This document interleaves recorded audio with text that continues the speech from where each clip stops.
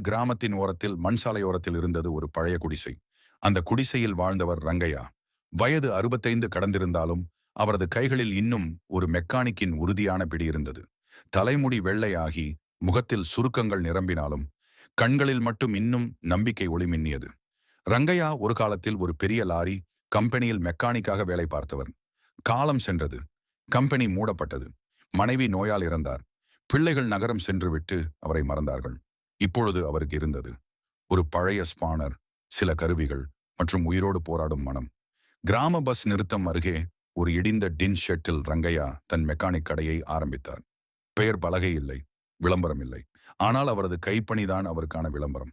Cycle puncture, motor cycle start பிரச்சனை, பழைய pump set பழுது, எதுவாக இருந்தாலும் ரங்கையாவை பாருங்க என்பார்கள் மக்கள். சில நேரங்களில் பணம் கிடைக்கும், சில நேரங்களில் கிடையாது. இப்ப இல்ல, பிறகு தர்றேன் என்று சொல்வோரையும் அவர் சிரித்த முகத்துடன் அனுப்பி வைப்பார். ஒரு நாள் முழுக்க வேலை இருந்தாலும் அந்த நாளின் வருமானம் 50 ரூபாய்க்கும் குறைவாக இருந்தது. அன்று இரவு ஒரு பழைய ரொட்டி துண்டும் தண்ணீரும் தான் உணவு. ஆனால் அடுத்த நாள் காலை ஒரு சிறுவன் அழுதபடி ஓடி வந்தான். தாத்தா, எங்க அப்பாவின் ஆட்டோ ஸ்டார்ட் ஆகல, வேலைக்கு போகணும்.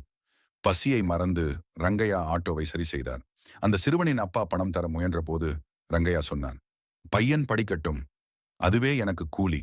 ஒரு மழைக்கால இரவு, பலத்த காற்று, மின்னல். ரங்கையாவின் ஷெட் முற்றிலும் சேதமடைந்தது.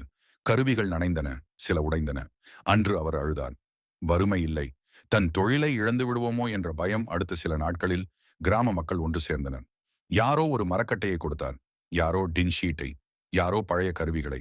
ரங்கையா நம்ம ஊருக்கான சொத்து என்றார்கள். சில மாதங்களில் அந்த சிறிய ஷெட் ஒரு நல்ல கடையாக மாறியது.